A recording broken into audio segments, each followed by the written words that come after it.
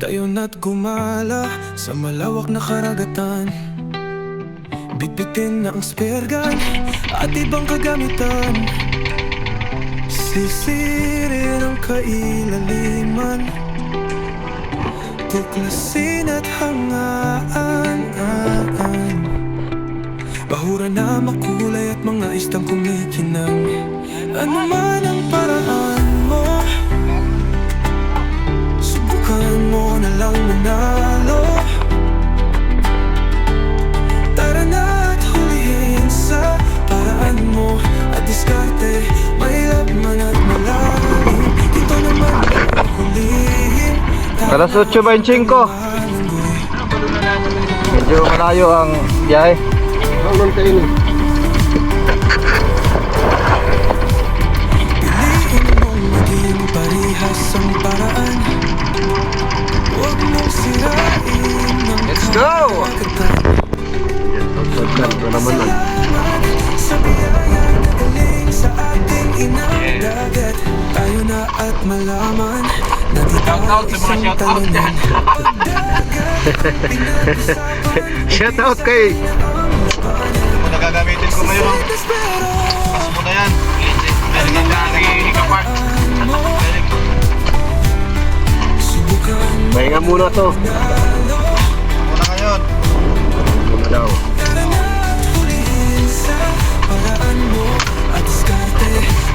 Maraming cut dito sa spot, kaya ito muna na DIY. Pas muna lupins.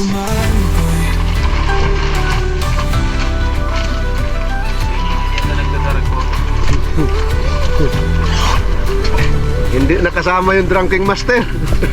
Piliin mo maging parehas ang paraan. Magdamag, naglaklak. Laging ang karagatan.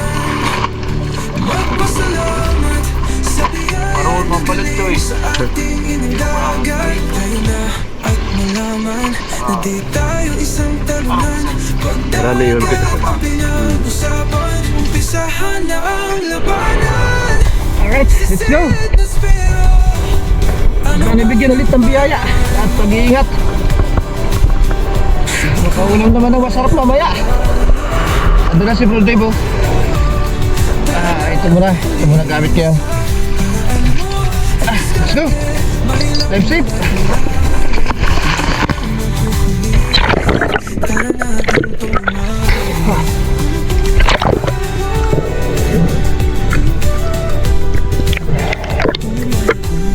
Welcome back sa panibagong episode. Ito na naman ulit ang panibagong pagdive sa araw na ito.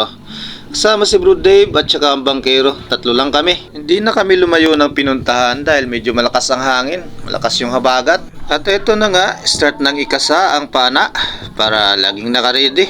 Minsan kasi habang lumalangoy pa lang, may nakikita na isda, kaya matitira natin kagad kung sakali man. Kaya ito na, let's go na mga lads. Ito na nga pala ang sumunod kong dive. Maraming beses na nag-dive pero walang nadali na isda. Kaya dito muli ay susubukan kung mayroon at makayari tayo. Lungga ng grouper ang bibisitahin ko dito sa panganto na ito. Kaya dahan-dahan lang ang paibaba.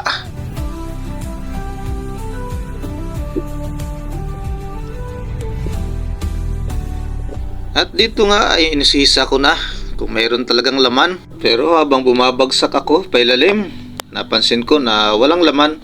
Wala siya dyan sa butas niya. Baka nakatago na. Kaya dumiretso na lang ako sa parting baba. Baka kasi may magpakita na isda at yun ang mayari natin. Bahura na makulay at mga istang kumikinang. Ano man ang paraan mo,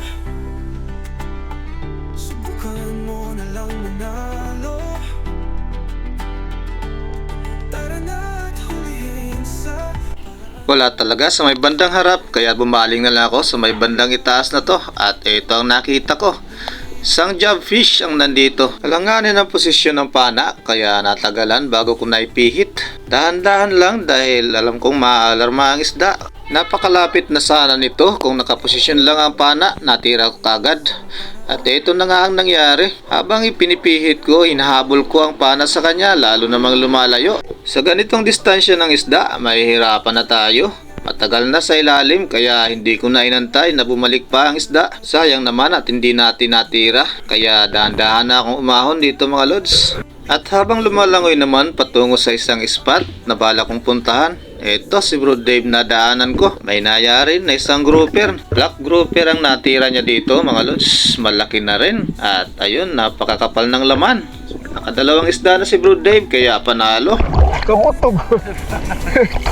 Dalugi? Kaya ba?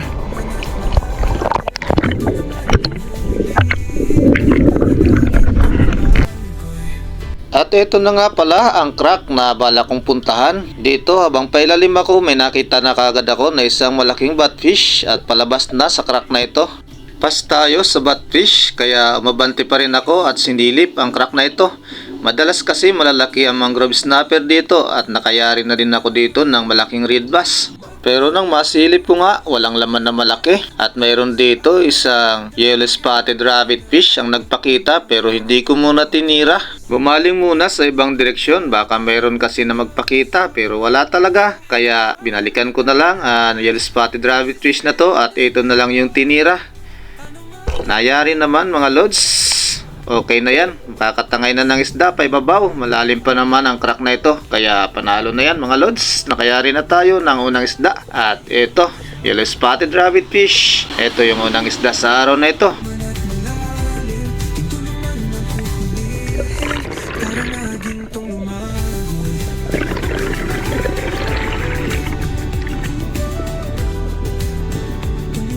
At nang makaibabaw ako dito, tinawag ko na rin ng bangka.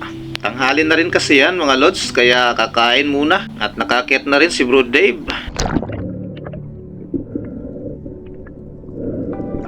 Ano man ang paraan mo. Bayang lumalaki ang laman. Ang lalim.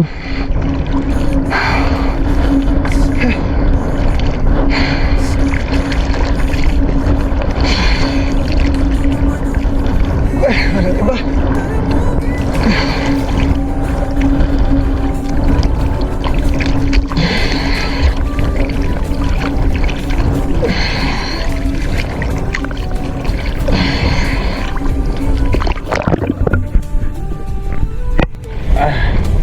Alas 12 o no?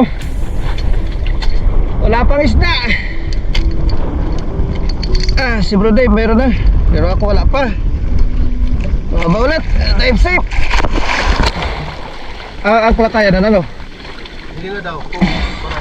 Paano ka? Ay, nakalagtoro.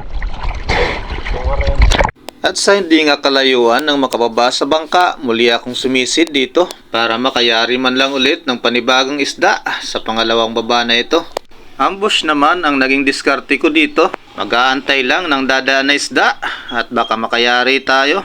Halos minuto na rin ang lumipas pero wala pang nagpapakita na isda na pwedeng matira. Umaling na rin sa bandang kaliwa at mayroon akong napansin na maraming isda na maliliit. Ngunit wala pa rin kaya lumingon ulit sa bandang kanan. Dito kasi ay mayroong maliit na unicorn fish. Baka kasi pwede na pero sadyang maliit pa. Hindi muna natin pinilit. Lingon ulit sa perimeter at wala pa rin. Kaya bumaling ulit sa bandang kaliwa. At dito nakita ko na mayroong isang unicorn fish na malaki. At yun ang inabangan ko mga lods. Dahan-dahan akong pumihit para mapunta ako sa direksyon kung nasaan siya. At inantay pa rin natin na lumapit kahit na matagal na tayo sa ilalim. Kaya pa naman kaya sinubukan ko pa rin. Baka kasi makayari tayo.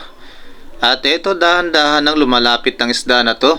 Nakakainip na rin magantay pero inantay ko pa rin. At maya-maya lang ay lumiliit na ang distansya para makalabitan natin ang isda na to. Eto na siya at malapit na tayong maubusan ng hangin. Kaya dahan-dahan ko na rin sinugod at tinira ang isda na to. Nayari naman gitnang-gitna mga lods pero hindi tumagos ng flapper kaya nakawala pa rin ang isda. Malaki na sana. Sayang naman kasing alat na ng dagat kahit nung pangalawang baba natin dito. Pero ayos lang yan at bawi pa rin tayo sa sunod.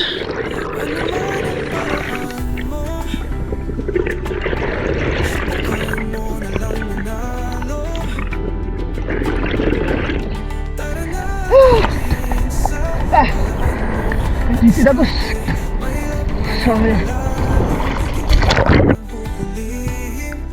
Next drop at dito sa bahurang ito muli tayong naghunt. Sa mga oras na ito ay halos alauna na rin pasado pero wala pa tayong nayari na isda. Isang rabbit fish pa lang ang nayari pero ito may isa dito na agaw pansin. Base drummer sana ang pinapalapit ko dito pero nagsilayo naman. Maalat talaga at ito na lang yung tinira ko dito mga lods.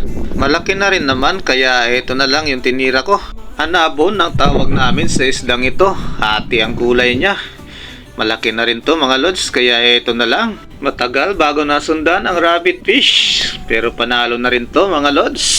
Alright. Subukan mo na lang manalo.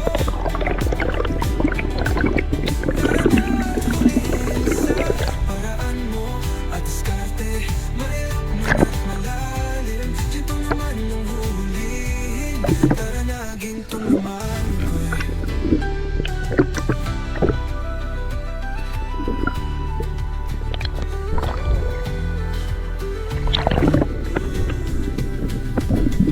At nang maabot ko nga ang bahurang ito, muli akong nagsagawa ng pagdive.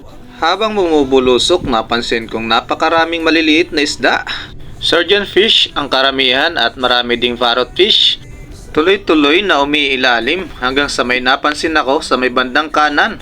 Matagal na pala akong pinagmamasdan ng jobfish na ito. Kaya dahan-dahan ko nang ipinipihit ang spear gun. Tuloy-tuloy pa rin umaabante kaya mas lalong lumiit ang distansya namin.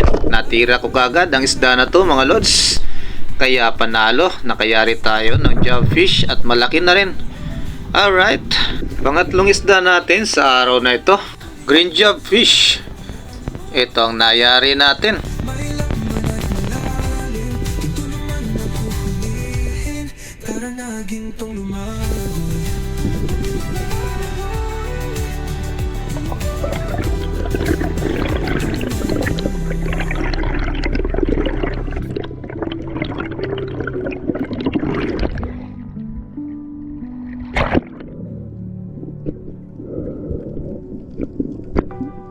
Ano man ang paraan mo, subukan mo na lang manalo. Tara na at hulihin sa paraan mo at diskarte. May lakman at malalim. Ginto naman ang huhulihin. Tara mo, ginto naman. Next drop at same lang ng bahura. Nandyan pa rin yung mga maliliit na isda pero may isa tayo dito na tinutukan. Ito yung pinunteriya ko dahil ito yung medyo masarap na isda. Hinabol ko ulit sa drop shot, papalayo na pero ito. Inabutan pa rin at tinamaan kaya nayari natin ang isda na to. Ang tawag namin dito sa Bicol ng isda na to ay isang kamasuhon. Hinahata ko na ang isda na to habang lumalangoy pa ibabaw at tinanggal ko na rin sa shafting para mas mabilis. At nang makaahon nga ako dito ay muli kaming lumipat ng bahura. Ang oras na yan ay pasado 3:00 na. Madalang ang sampa ng isda kaya nahirapan kami ni Bro Dave. Ano man ang paraan mo, subukan mo na lang manalo. At nang makababa nga sa nalipatang bahura, dito ay muli ako nagsagawa ng pagdive. Habang palapat pa lang sa bahura, may napansin ako sa unahan. Maraming yellow spotted snapper ang nandito. At may napansin din ako na isang red bass. Pero hindi ko pinagtunan ng pansin dahil ang hunt ko dito ay mga trivalis talaga. Ang oras kasing ito ay mag-alas 4 na ng hapon. Mas madalas dumaan dito ang mga trivalis kaya ito yung inaabangan ko talaga. Sa di kalayuan may napansin ako, akala ko trivalis na. Lapish lang pala. Pero pas tayo doon kaya muli akong nag-abang. Pinagmamasdan ko lang yung mga maliliit na bite fish. Kapag gagalaw sila, yun na sigurado na may dadaan na isda. Ang labanan, sisitas pero Tumagal din ng ilang segundo ang pag-aantay ko dito nang bumaling ako sa mga maliliit na isda. Biglang nagulat, andyan na pala ang kumpol ng mga trivalis. At ayun, malalaki na pero malayo ang distansya. Pinilit ko pa sanang sundan pero hindi ako napapansin. Hanggang sa nagbubbles na rin ako para mapansin nila pero dire-diretso pa rin. Sayang naman at hindi tayo nakatira doon. Kaya maya maya lang ay umahon na lang ako at muli ko na lang binalikan sa susunod na dive. At dito nga habang nagpapahinga sa ibabaw, nandito na ang grupo ng mga rainbow runner at agad akong tumira ng isa. Nakayari tayo ng isa dito at nabawasan sila.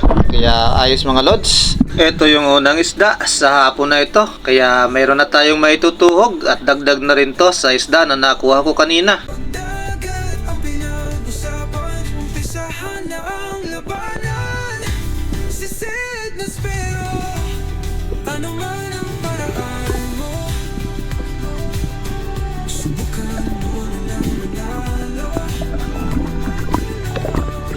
Tara na at huliin sa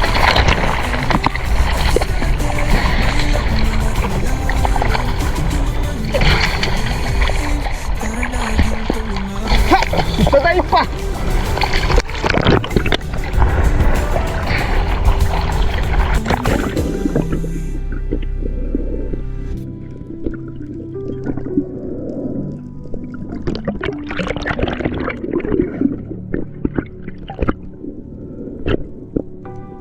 ano man ang paraan mo. Subukan mo na lang manalo. Pagkatapos kong maituhog ng rainbow runner, muli akong nagsagawa ng pagdive at dito pa rin sa spot na ito. Same lang ng bahura ang lalapatan pero umabante ako ng kaunti. Kung saan dumadaan yung trivalis, mas lumapit ako. Sa unahan, nandyan pa rin ang yellow spotted snapper. Yung red bass naman, nasa may unahan din at pabalik-balik lang. Ayaw lumapit sa tamang distansya kasi kung lumapit, yun ang mayayari natin. Tulad pa rin ng dati, palagi ko pa rin pinagmamasdan yung mga maliliit na bite fish sa unahan. Sa kanila pa rin ako bumabase. Kung nalimbawa may malaking isda na papalapit, gagalaw sila at matataranta. Kaya inaabangan ko talaga. Ilang segundo pa ang lumipas. Maya-maya lang ay bigla na lang gumalaw ang mga isda na maliliit. Hudyat na nandyan na sila at eto na nga. Malayo pa rin ang distansya kung saan ako nakapwesto pero hindi ko na hinayaan. Sinundan ko na rin at pinilit na makayari man lang ng isa nang mabigyan ng tamang pagkakataon. Tinira ko na kagad mga lods. Medyo alanganin din na naging patama sa isda na to. Pilit na kasi, pahabol na lang ang tira. Pero eto, nasecure pa rin natin ang isda na to. Alright, may trevally na tayo sa hapon na ito. At ito yung pinakanghuling isda sa araw na ito na nayari ko. Alright, at panalo mga lods.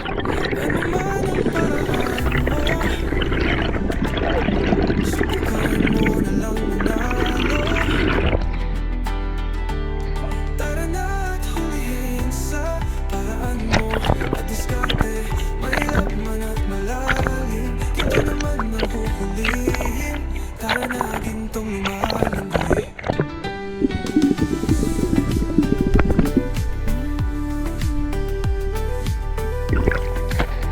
Piliin mong maging parehas ang paraan. Huwag mong sirain ang karagatan. Magpasalamat sa biyaya na galing sa ating inang dagat. Tayo na at malaman na di tayo isang talunan. Pagdagat ang pinag-usapan, umpisahan na ang labanan. Sisid na spero. Nang maituhog ko na nga ang trivalis, eto dahan-dahan na akong papunta sa bangka. Tiningnan ko ang oras at yan ay pasado alas 5 na.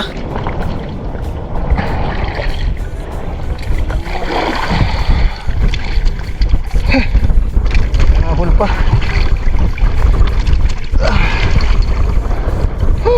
Uwi na kami. Alas 5:28. Ang dami sana. Sinisid ko na rin ang angkla bago umakyat, hindi kasi matanggal. Eto, sabit na sabit talaga. Dito, pinahirapan pa rin, pero ayos naman. At nakauwi kami ng ligtas at binigyan kami ng biyaya sa araw na ito. Alright, panalo pa rin mga lods. Tayo na at malaman na di tayo isang talunan. Maya! Uwi na! Sisid na spero.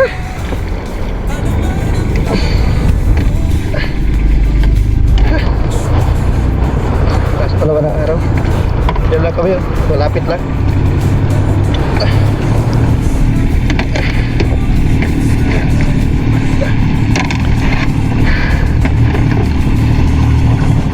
Ay, ito lang na dali. Konti lang.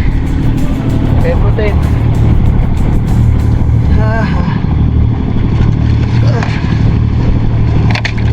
Nalais na ngayon.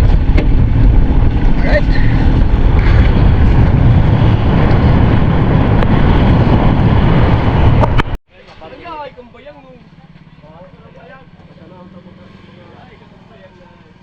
Oh, pinanod ko na si Biduan. Kaya na ito.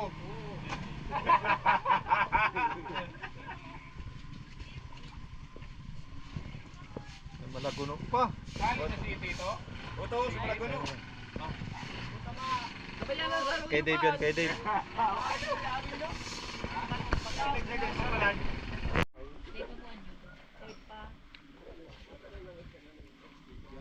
1660.